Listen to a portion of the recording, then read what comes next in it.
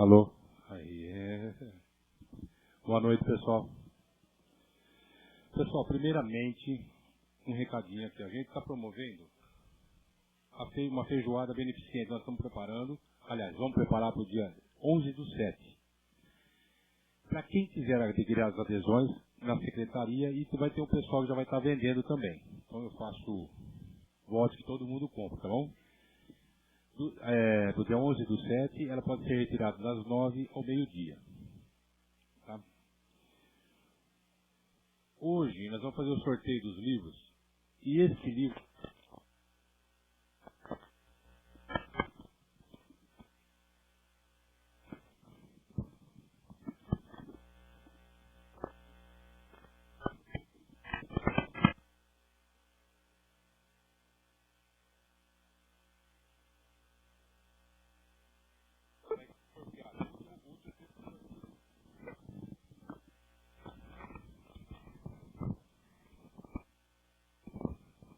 Alô, som.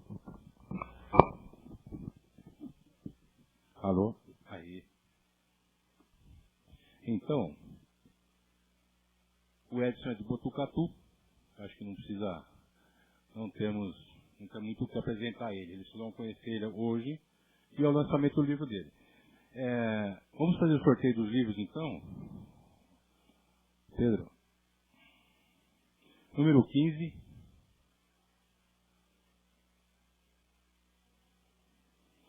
78.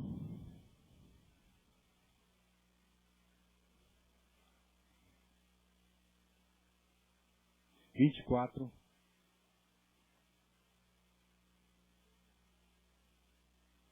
58. 11.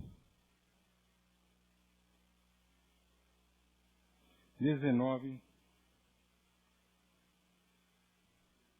67.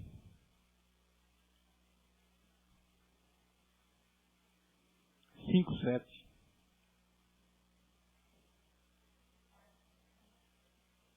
23.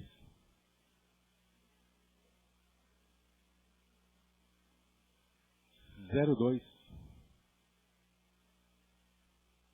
2. Acabou, Paulo? 75.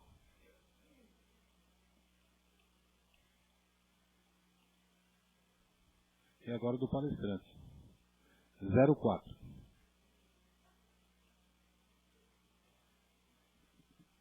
Então, Pedro, vamos fazer a peça inicial?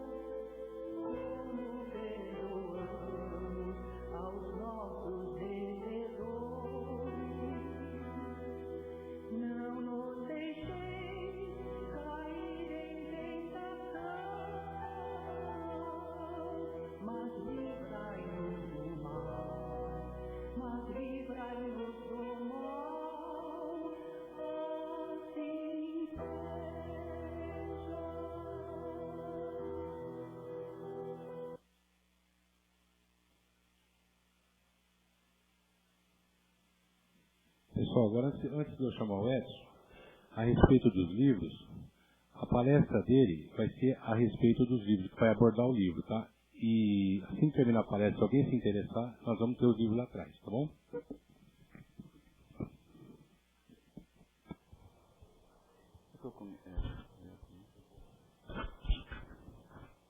Bom, boa noite a todos. É um prazer enorme estar aqui mais uma vez nessa casa de orações. E hoje, conforme o Edson já disse, a nossa palestra vai abordar o tema desse livro que nós estamos lançando, cujo título é Alimentação e Evolução Espiritual. Esse tema é um tema que eu estudei por alguns anos antes desse livro poder ter sido publicado, não apenas sob a ótica espírita, mas também sob a ótica biológica, porque eu trabalho numa faculdade de Medicina Veterinária e Zootecnia da Unesp, lá de Botucatu, e há 35 anos, e há mais de 20 anos eu trabalho com comportamento animal. Então, a própria profissão, o próprio trabalho na universidade me ajudou muito, juntamente com os conhecimentos espíritas, a produzir esse livro. Conforme eu disse, é um tema pouco abordado nas casas espíritas ainda, mas nós temos indicações que é um tema que precisa ser mais abordado, porque vocês vão entender com o passar do tempo que nós temos ouvido bastante. O planeta está na fase da transição. E o que é transição planetária? Muitos imaginam que seja as transformações físicas da Terra. As transformações físicas da Terra são naturais. Muitas dessas transformações são decorrentes da nossa incoerência, da nossa invigilância, né? Ou seja, nós estamos destruindo a nossa morada Terra. Então, mas é livre-arbítrio nosso. A verdadeira transição é de um planetinha que tem aqui, dentro de cada um de nós, chamado coração. É a transformação espiritual. Porque qual é o próximo passo depois de um planeta de provas e expiações? É a regeneração. E a regeneração pressupõe um diferencial evolutivo significativo. É claro que a regeneração não pressupõe angelitude, longe da angelitude, mas uma condição espiritual bastante diferente de um planeta de provas e expiações. Então nós temos que levar em consideração nesse processo muitos outros aspectos que precisam ser estudados, analisados, refletidos. Eu colocarei algumas coisas que talvez possam nos deixar preocupados, às vezes até chocados, mas não é para isso. Nosso objetivo não é esse. O Espiritismo não nos indica que devamos fazer isso, ser assim ou sentir isso.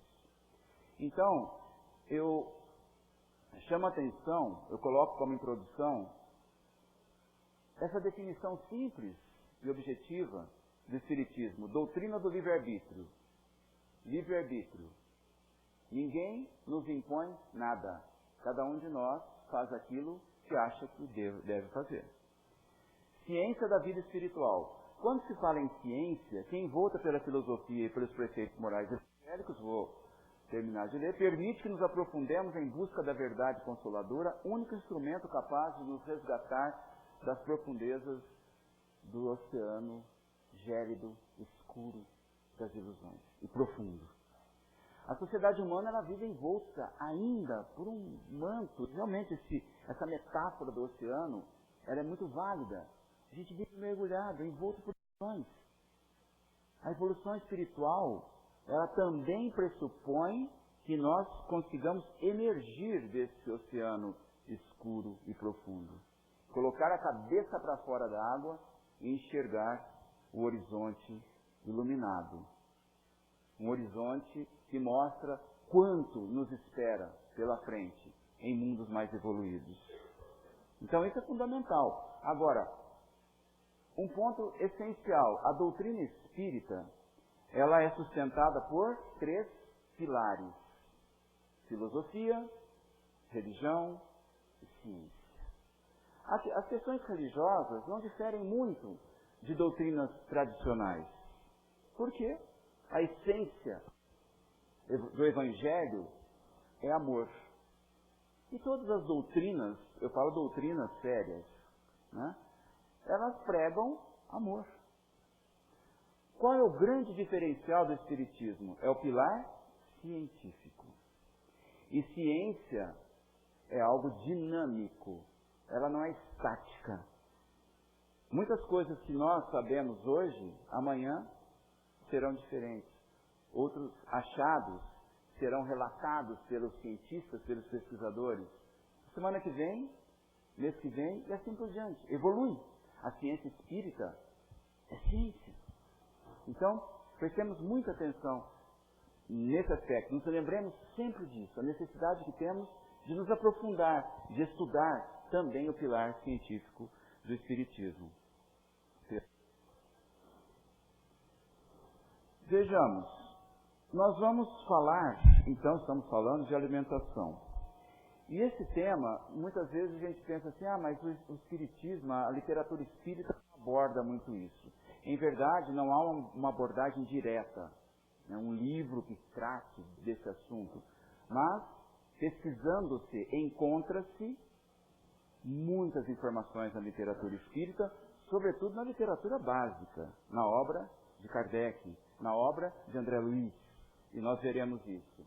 Então, começo com essa citação que está no Livro dos Espíritos de Allan Kardec, com relação à alimentação. Prestemos atenção nisso. À medida que o espírito se purifica, o corpo que o reveste aproxima-se igualmente da natureza espiritual. Isso em planetas mais evoluídos, por exemplo, na regeneração. A matéria é menos densa, ele já não se arrasta penosamente pela superfície do solo, suas necessidades físicas são menos grosseiras, não mais sendo preciso que os seres vivos se destruam mutuamente para se alimentarem. Allan Kardec. Deixemos bem claro isso na nossa mente, que é importante para a nossa reflexão. O que significa a nossa alimentação, ou os nossos hábitos alimentares atuais. Muito bem, falemos alguma coisa de energia. Joseph Goebbels, o espírito Joseph Goebbels, ele assinala o seguinte: todos os corpos animais, incluindo o do homem, que se localizem em estágio superior na escala evolutiva, têm a característica de absorver intensamente, de forma plena, a energia de que precisam por meio de uma série de procedimentos identificados como nutrição energética, a qual mantém o reservatório de fluidos vitais, o duplo etérico, em constante funcionamento. Nutrição energética é uma realidade absoluta.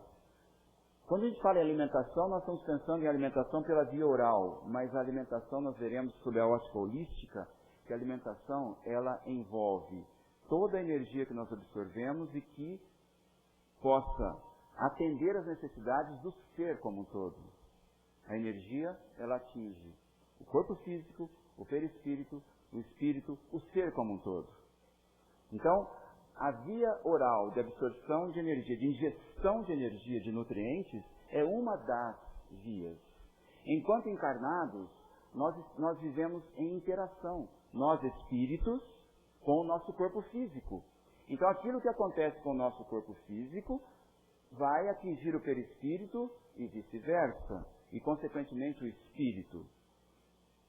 Entenderam? Então, por exemplo, vou dar um exemplo da questão da dinâmica da energia. Hoje, quinta-feira, é dia do centro. Que bom. Eu passei um dia tão pesado. Que bom que eu vou tomar um passe. O que está acontecendo? Nós estamos com a nossa energia, entre aspas, contaminada, poluída por impurezas magnéticas que ficam impregnadas em nossos perispíritos. Quando nós entramos num ambiente como esse, nós já estamos sendo tratados nesse momento, atingiremos o ápice na câmara de passe, quando nós receberemos uma dose de energia sutil, pura, livre de impurezas magnéticas. E a gente se sente bem, aliviado. Sai daqui, aí a pergunta que eu me faço, Edson, por quanto tempo vai durar essa energia tão sutil, tão agradável? né? Porque depende do nosso processo mental, né? Então esse é um ponto fundamental para que entendamos. Então, nutrição energética. Se eu não me alimentei bem hoje, hoje não tive tempo de almoçar, não tive tempo, eu estou com tontura. O que está acontecendo? Deficiência de energia para o corpo físico.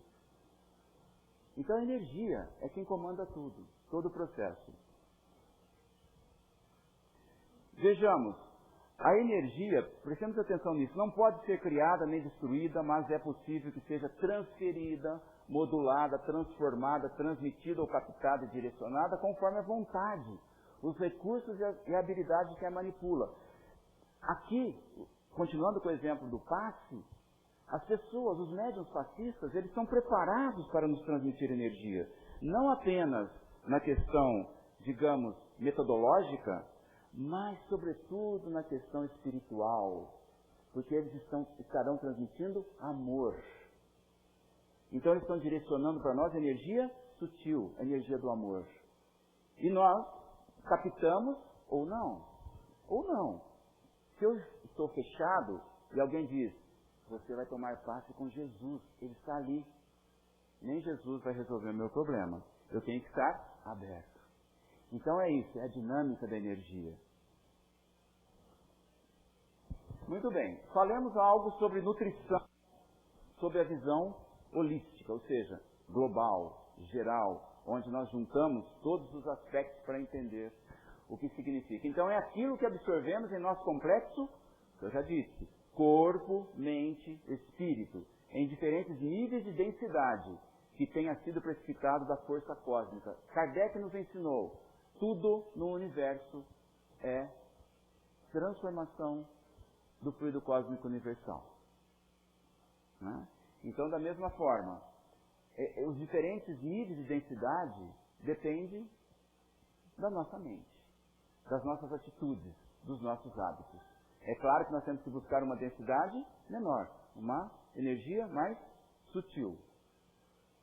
Então, de maneira geral, é muito importante que nós foquemos isso. Quando o alimento é preparado com amor, as pessoas que o consomem recebem esse sentimento. Então, eu sou um agricultor, vou levantar amanhã cedo e vou semear. Se eu fizer isso com amor, depois cultivar essa planta com amor, colher os frutos com amor, transportar para o consumidor com amor, e esse consumidor receber com amor, e na hora de preparar com amor, e quando nos sentarmos à mesa, nos prepararmos para aquele momento de ingerir uma energia que poderá estar sutil ou não, dependendo de mim. Então não se senta numa mesa, vendo programas de televisão, discutindo os problemas do trabalho, discutindo o que quer que seja. É um momento é como se fosse aqui. Silêncio, introspecção, oração. Porque senão a gente transforma aquele alimento em veneno. Aí à tarde a gente reclama, não sei por que estou com dor de cabeça, não sei por que eu estou com a digestão lenta, eu não sei por que eu estou com uma sonolência profunda. Nós contaminamos o alimento com a mente. O poder da mente é inimaginável. Então o amor sempre deve estar presente em tudo que fazemos, sobretudo nos instantes em que estamos refazendo os nossos estoques de energia. Seja no momento como esse, seja no momento em que estamos nos alimentando, o corpo físico, sempre. A energia vai, repito, atingir o ser como um todo. Por outro lado, já vou direto agora, né?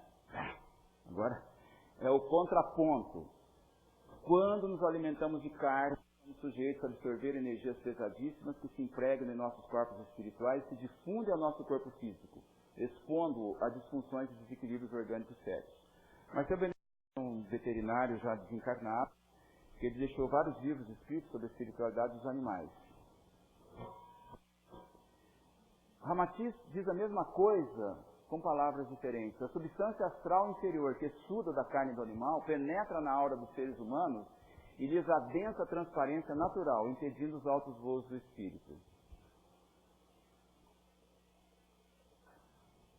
Outra citação: a carne contém fluidos pesados e as pessoas que se alimentam dela carregam um campo magnético bastante denso.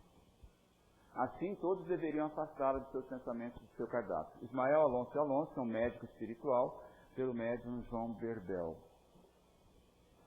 Por outro lado, a agricultura, conforme esse provérbio chinês, é a arte de colher o sol. Saibamos que a energia do sol, é lógico, todos nós sabemos que ela é essencial. Se não fosse a energia solar, nós não existiríamos, a vida não existiria nesse planeta.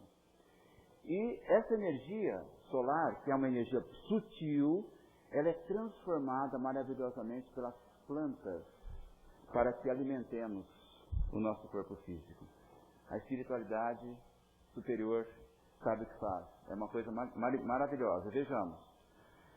Nós aprendemos lá no fundamental a fotossíntese, que é uma equação linda também. A planta absorve da atmosfera o gás carbônico, que por sinal nós estamos produzindo em excesso, e mais a água que vem da terra, e a luz solar promove uma reação química maravilhosa na planta. E essa planta nos produz energia mais oxigênio, essenciais para a sobrevivência dos nossos corpos físicos. Então, essa energia, isso representa os alimentos vegetais, a energia solar armazenada, que é maximizada em alimentos orgânicos integrais e em dietas vegetarianas.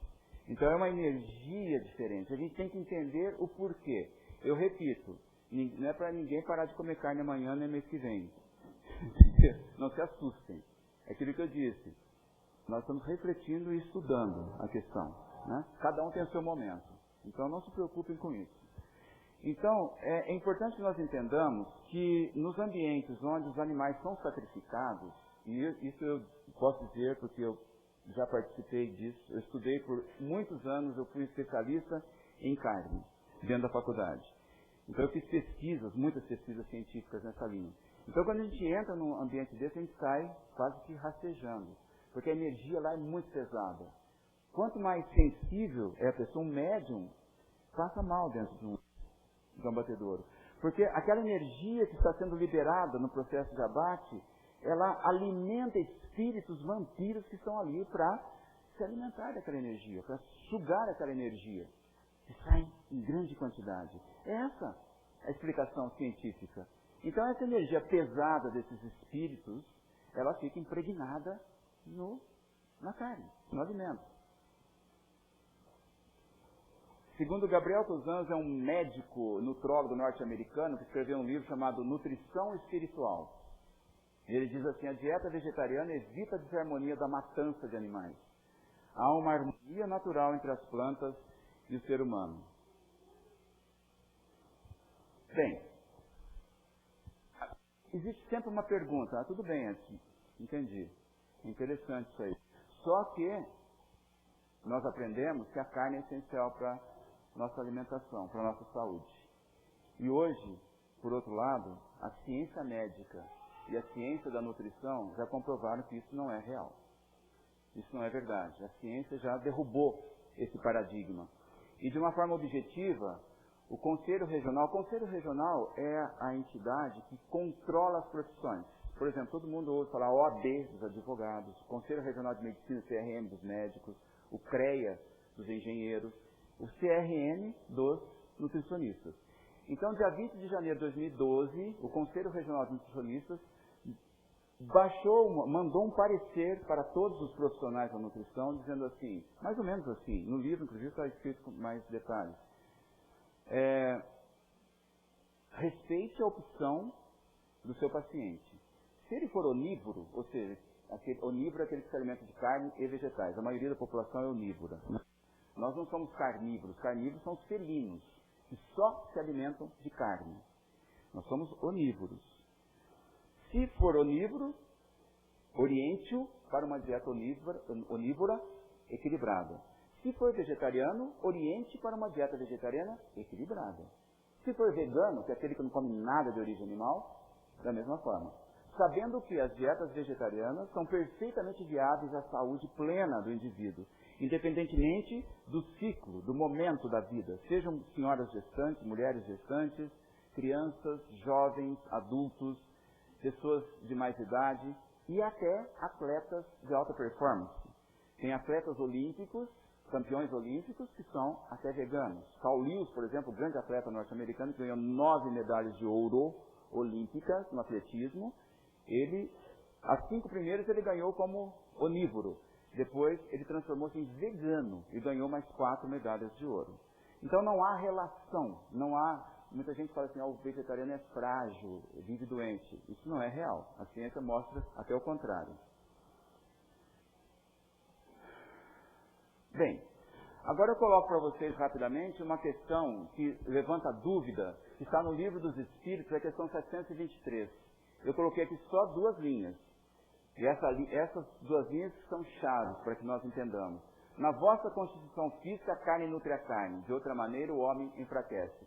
Eu digo assim, não nos esqueçamos que o Livro dos Espíritos foi escrito em 1897. Foi publicado em 1897. Naquela ocasião, Kardec não poderia ter escrito muitas coisas abertamente. Porque se ele tivesse feito isso, o Espiritismo teria nascido morto. Porque ele já impactou os pilares da ciência e da religião com as informações que ele colocou na época. Imagina se colocasse todas as informações, que até hoje certas informações nos chocam, imagina em 1857. Mas, vejamos. Isso aqui que eu vou mostrar agora está na Gênese, no livro A Gênese de Allan Kardec, publicado 11 anos depois do Livro dos Espíritos. E Kardec escreve assim: do ponto de vista corporal e puramente anatômico, o homem pertence à classe dos mamíferos, da qual não difere senão por alguns detalhes da forma exterior. Aqui nós temos 2 mamíferos, esse mamífero é diferente desse mamífero exteriormente. A gente identifica que isso aqui é um ser humano, isso aqui é um búfalo, uma fêmea. Quanto ao mais, tem a mesma composição, prestando atenção nisso, que os animais, os mesmos órgãos, as mesmas funções, os mesmos modos de nutrição, de respiração, de secreção, de reprodução. Nasce, vive e morre nas mesmas condições e com a morte seu corpo se decompõe como de tudo quanto vive. Não há em seu sangue, na sua carne, em seus ossos, um átomo diferente dos que se encontram nos corpos dos animais. Allan Kardec, a Gênese. É claro. Então, se a gente pensar bem, isso agora eu afirmo cientificamente, como professor da universidade. É real. Se nós fizermos uma biópsia de músculo e analisarmos o músculo, compararmos o nosso músculo com o músculo de um porco, de uma vaca, de um cachorro, de um gato, a composição é a mesma. Outro detalhe que eu coloco, que está na Gênese também. Kardec nos passou a seguinte grande responsabilidade. Ele disse assim: o Espiritismo, marchando com o progresso, jamais será ultrapassado. Por quê? Se novas descobertas demonstrassem estar em erro sobre um certo ponto, ele se modificaria sobre esse ponto. Se uma nova verdade se revelar, ele a aceitará. Agora, eu até discuto no livro isso, que o Kardec não estava errado quando disse a carne nutre a carne. Ele colocou de uma forma codificada. Espiritismo é para ser estudado, não apenas lido. O Livro dos Espíritos, principalmente, é um livro complexo, é para ser estudado e muito bem estudado. Não apenas lido. E ainda Kardec na Gênese, poderia mostrar até uma contradição, mas repito, a Gênese foi escrita 11 anos depois. Veja o que ele escreve, que está lá na Gênese, capítulo 10. No pão e nos legumes que comemos não há certamente nem carne, nem sangue, nem ossos, nem matéria cerebral. E, no entanto, esses mesmos alimentos produzirão, os legumes, o pão, os vegetais, produzirão essas diversas substâncias pela transformação de seus elementos constitutivos mediante a sua decomposição e recomposição no trabalho de digestão e elaboração orgânica. Perfeito! Isso aí chama-se metabolismo. A gente ingere uma proteína, o organismo desmancha aquilo e monta o que ele precisa para si. É isso. Não é que a proteína já vai direto para os tecidos. Ela é retransformada. Se pusesse aqui como escrito por um cientista da nutrição, da medicina, ele escreveria a mesma coisa que Allan Kardec em 1868 nos apresenta na Gênese. Isso nos dá uma segurança muito grande. Bom, então por questão lógica, o significado de a carne nutre a carne seria: o corpo físico animal deve ser alimentado pelos nutrientes que o compõem. Porque seria uma incoerência. Vamos pensar, se a carne realmente tivesse que nutrir a carne, o que aconteceria com a vaca? A vaca, aquele monstro, ela não come carne. O elefante não come carne. O cavalo não come carne. O rinoceronte não come carne, etc, etc, etc. Não é? É uma questão de lógica. Muito bem, entramos num outro ponto, rapidamente. A origem do espírito. Desculpe que eu estou correndo porque eu tenho muita coisa para falar e eu tenho um tempo determinado. O que eu vou relatar aqui, sabe quem escreveu? Gabriel Delany, no livro Evolução Anímica, um dos ícones do espiritismo mundial. Ele disse assim, escreveu: os sentimentos morais como o remorso, o senso moral, a ideia do justo e do injusto, encontram-se em germe em todos os animais, podendo manifestar-se em ocasiões oportunas. Entre a alma do homem e a do animal não existe mais que uma diferença de graus, tanto do ponto de vista moral como do intelectual. O agente imortal que anima todos os seres é sempre uno e único. De início, manifestando-se sob as mais rudimentares formas, vai, contudo, aperfeiçoando-se pouco a pouco, ao mesmo tempo que se eleva na escala dos seres. Não só o homem é dotado de perispírito, até os mais insignificantes insetos o possuem. Ou seja, então o inseto ele desencarna? O espiritinho dele vai para o plano espiritual como perispírito e depois vai reencarnar? Exatamente. Todos os animais são espíritos.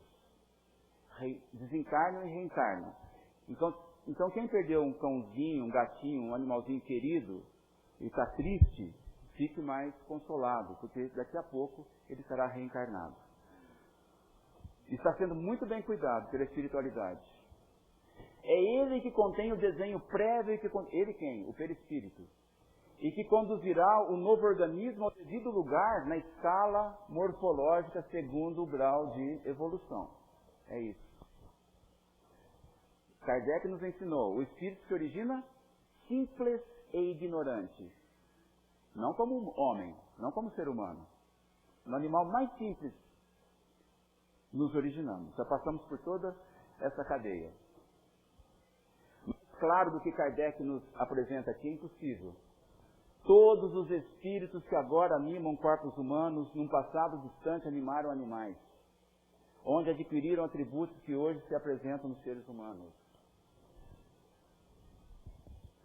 Algumas questões do Livro dos Espíritos. Pergunta: visto que os animais têm uma inteligência que lhes dá uma certa liberdade de ação, há neles um princípio independente da matéria?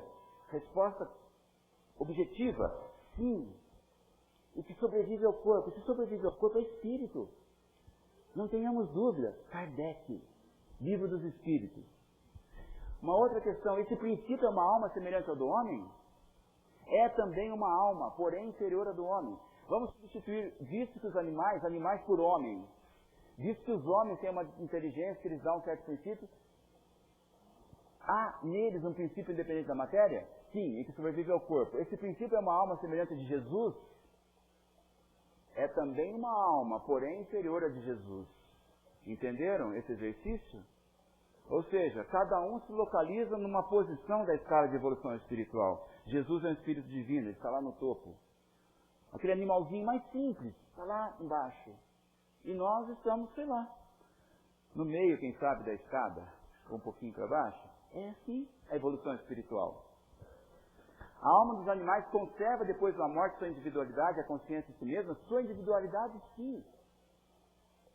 Então nós somos espíritos, somos indivíduos desde que fomos originados simples e ignorantes. Mas não a consciência do seu eu, a vida inteligente permanece em estado latente. Por isso que o animal desencarna e reencarna rápido. Não é como nós, a gente fica um tempo maior na espiritualidade. Os animais reencarnam rápido. Espírito verdade. Veja bem, espírito verdade. A alma do homem, no seu início, na sua infância, teve por origem uma série de existências que precedem o período que chamamos de humanidade. Está claro. Não é o Edson que está dizendo isso. É o Espírito verdade. Está bem claro. Kaiba Schutel nos disse: todas as almas têm a mesma origem. O homem atravessou a escala zoológica para chegar a ser homem. Vocês estão vendo que eu estou mostrando a mesma ideia com palavras diferentes. Todos os mestres espirituais nos escreveram a mesma coisa, a mesma linha, mas com palavras diferentes. Vejam essa figura. Sabe o que é isso aqui? Olha a linha superior aqui. Embriões de homem, coelho, vaca, porco, galinha, etc. Qual que é a diferença? Né? Olha que interessante isso. O que é isso? Olha os fetos aqui embaixo. Como se assemelham. O coração bate em todos. O pulmão solicita o ar, o oxigênio. Eles pensam, têm cérebro, têm inteligência, têm memória. E a ciência moderna acaba de descobrir: os animais têm consciência. Em 2012 foi publicado um artigo científico chegando a essa conclusão: os animais têm consciência. Volta um pouquinho, não, volta. Aí. Em 1866, enquanto hoje nós estamos aqui discutindo: animal tem alma, não tem alma, né? Não nós aqui, a humanidade toda. Em 1866, Kardec escreve na Revista Espírita um artigo cujo título: As mulheres têm uma alma? No século XIX, discutia-se na Europa, achava-se que a mulher não tinha alma. Imagina como que nós quereríamos se Kardec tivesse escrito lá em 1857, isso em 1866. Kardec tivesse escrito: os animais têm alma. Não poderia ser. Vocês estavam discutindo se a mulher tinha alma. É tudo uma questão de evolução, de momento da evolução. Sabe quem escreveu isso? Um outro grande mestre, contemporâneo de Kardec, que logicamente ele foi enviado pela espiritualidade para que juntos, se a gente junta a biologia com o espiritismo, a gente enxerga uma imagem fantástica. Charles Darwin, em 1859, ele lançou o livro A Origem das Espécies. E através dele nós aprendemos que nós não viemos de Adão e Eva. Como que a vida biológica se origina e como que ela evolui. Aí você pega o conhecimento de Kardec, o espiritismo, a evolução, a origem e a evolução do espírito. Juntam os dois e a gente entende que é uma imagem perfeita. Se acoplam perfeitamente. E ele disse isso lá no século XIX. Não há diferenças fundamentais entre os homens e os animais nas suas faculdades mentais. Os animais, como os homens, demonstram sentir prazer, dor, felicidade e sofrimento. Isso que Darwin escreveu lá atrás, a ciência moderna já comprovou. É real, é verdadeiro, totalmente verdadeiro. E agora, mais recentemente, um cientista canadense, um neurocientista canadense, Philip Lowe, ele disse assim: sabemos que todos os mamíferos, todos os pássaros e muitas outras criaturas possuem as estruturas nervosas que produzem a consciência. Isso quer dizer que esses animais sofrem. Pode passar? É uma verdade inconveniente. Sempre foi fácil afirmar que animais não têm consciência. Agora temos um grupo de neurocientistas respeitados que estudam fenômenos da consciência, o comportamento dos animais, a rede neural, a anatomia e a genética do cérebro. Não é mais possível dizer que não sabíamos. Philip Lowe, esse neurocientista, é o responsável, o chefe da equipe de cientistas que desenvolveu o iBrain, que permite a portadores de degeneração do sistema nervoso, como é o caso do Stephen Hawking, o grande físico Stephen Hawking, comunicar-se com o mundo exterior. Para chegar nisso, eles estudaram o sistema nervoso de quem? Os animais. E chegaram a uma conclusão que eles não estavam com o objetivo de buscar se o animal tem consciência ou não, mas eles encontraram nas pesquisas científicas voltadas para isso. Aí a revista Veja perguntou para ele se haveria um eventual impacto sobre o seu comportamento. E ele disse: acho que vou virar vegetariano. É impossível não se sensibilizar com essa nova percepção sobre os animais, em especial sobre o sofrimento. Pensamento sobre os animais. Vamos passar. Buda, 5 séculos antes de Cristo, disse: feliz seria a terra se todos os seres estivessem unidos pelos laços da benevolência e só se alimentassem de alimentos puros, sem derrame de sangue. Os dourados grãos que nascem para todos dariam para alimentar e dar fartura ao mundo. Os animais dividem conosco o privilégio de ter uma alma. Pitágoras. Nunca molhe seu pão no sangue dos animais nem nas lágrimas dos seus semelhantes. O mesmo Pitágoras. Maomé, no Alcorão: uma boa ação feita a um animal é tão meritória quanto uma boa ação feita a um homem. O Papa João Paulo II: os animais possuem alma e devem ser amados por nós. Estão tão próximos de Deus como estão os homens. Leonardo da Vinci: tempo virá em que os seres humanos se contentarão com uma alimentação vegetariana e julgarão a matança de animal inocente como hoje se julga o assassínio de um homem. Gandhi: sinto que o progresso espiritual requer uma determinada etapa que paremos de matar nossos companheiros dos animais para a satisfação de nossos desejos corpóreos. Em meu pensamento, a vida de um cordeiro, ainda Gandhi, não é menos importante que a vida de um ser humano. Francisco de Assis: não te envergonhes se às vezes animais estejam mais próximos de ti do que pessoas. Eles também são teus irmãos. Gandhi: você precisa ser a mudança que quer ver no mundo. Albert Einstein, que também era vegetariano: nada beneficiará tanto a saúde humana e aumentará a chance de sobrevivência da vida na Terra quanto a evolução para uma dieta vegetariana. A ordem de vida vegetariana, por seus efeitos físicos, que efeito físico é esse? Energia. Aquilo que nós falamos no início. É um físico que está falando isso. Influenciará o temperamento dos homens de tal maneira que melhorará em muito o destino da humanidade. Peter Rosiger: o animal é como você, um coração que sente. O animal sabe, como você, a alegria e a dor. O animal é como você e suas aspirações. O animal tem, como você, o direito à vida. Ô Pedro, agora eu pediria o favor para que você fosse bem para o final, fazendo o favor. Pode ir tocando, a gente vai ter que passar rápido isso aqui. Aí, para aí um pouquinho, volta um pouquinho. Pessoal, parar aqui, olha, aqui tem citações da literatura espírita, basicamente psicografado por Chico Xavier e a obra de Allan Kardec. Mas eu paro aqui. Humberto de Campos, por Chico Xavier, nos disse: comece a renovação de seus costumes pelo prato de cada dia, diminua gradativamente a volúpia de comer carne. Esse hábito é um tormento depois da grande transição. Grande transição. A nossa passagem do plano espiritual é uma transição. E agora nós estamos em importante transição para o planeta de regeneração, para a regeneração. Então essa transição é importante que nós pensemos nesses aspectos. Chico Xavier: nós seres humanos estamos na natureza para auxiliar o progresso dos animais, na mesma proporção que os anjos estão para nos auxiliar. Portanto, quem maltrata um animal é alguém que não aprendeu a amar. E chegando ao final, esse pensamento foi dito por Ivênia Prada, não sei se talvez alguém de vocês já tenha ouvido falar, era uma médica veterinária, professora de anatomia da Faculdade Veterinária da USP de São Paulo. É aposentada, e ela, como espírita, ela escreveu 2 livros sobre a alma dos animais, faz palestras no Brasil e no exterior sobre esse assunto. E ela disse isso: eles pensam, raciocinam para resolver seus problemas, sabem montar estratégias de comportamento. O que nos deve pensar que são seres sencientes. Senciência é ser que sente. Nós somos sencientes. Sente dor, sente prazer, sente tristeza, sente alegria. Sente tudo que nos envolve. Cai a subjugação, entram a cooperação, o entendimento, o respeito a tudo e a todos.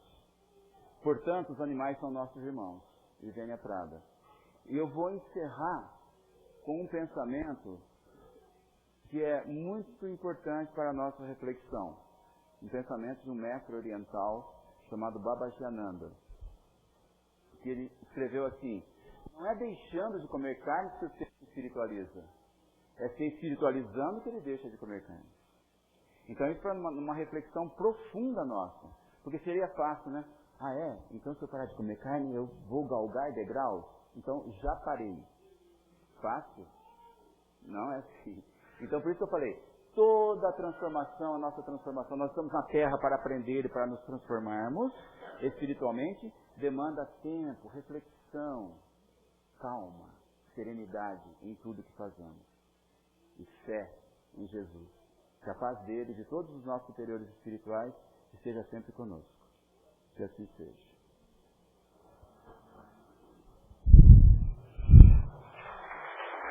Obrigado.